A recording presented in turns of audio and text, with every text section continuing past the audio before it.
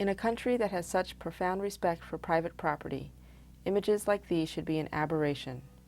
But in Maryland, this is a common sight, a family's clothes, toys, and furniture dumped in the street after they've been evicted.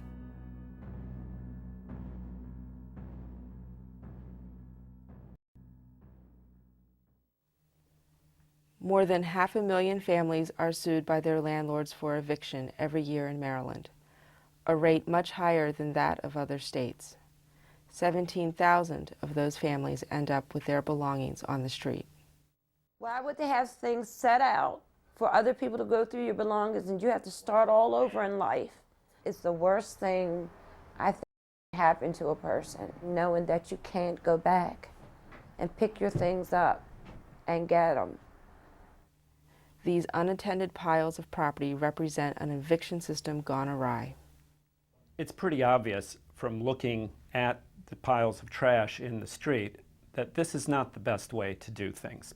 And in fact, other states, other cities, and even parts of Maryland don't do it this way. What we need in Maryland is a uniform law that fairly allocates the burdens and costs of dealing with evictions so that we don't have to deal with this problem. When a judge decides to evict a tenant, the tenant is informed, but is not told when the eviction will occur.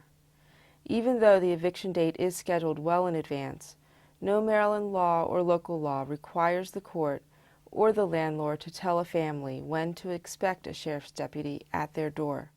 I'd say about a month ago on the other side of the street, the guy knew he was going to be evicted, but he didn't know the exact time. And then the bad thing about it was he was at his father's funeral the day they did it. They don't have to inform you the date of eviction. They don't mail you anything. I have a phone. They don't call you. And when the eviction does happen, the landlord dumps the family's property in the street. The family may be trying to move their belongings, but in the meantime it's picked through by scavengers and rodents and scattered by the wind and rain. After a few days, a public works truck arrives and hauls what's left to the dump at taxpayers' expense. It's not just tenants who are harmed by this process. Neighborhoods are as well. It's the rare week when I drive to work and I don't see somewhere along the way somebody has been evicted and all their belongings have just been dropped out on the street.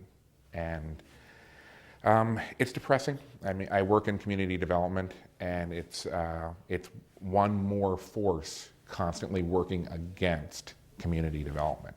It's very upsetting to see it.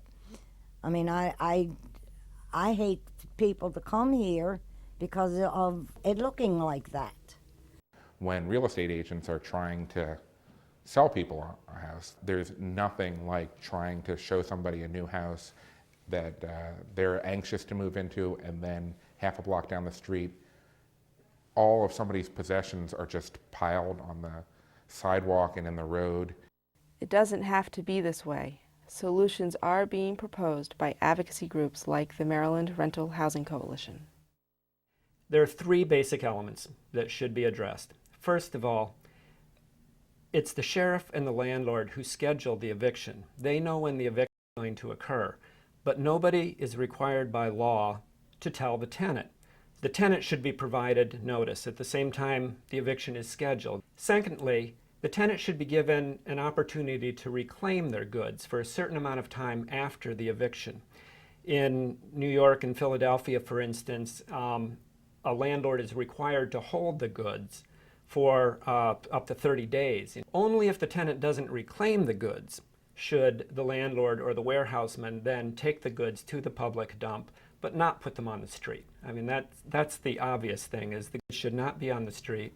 The tenant should have notice of when the eviction is going to happen, and the tenant should have a right to reclaim the goods. If we had those three things in Maryland law, we would have a uniform and fairly balanced law that would deal with everybody's interests.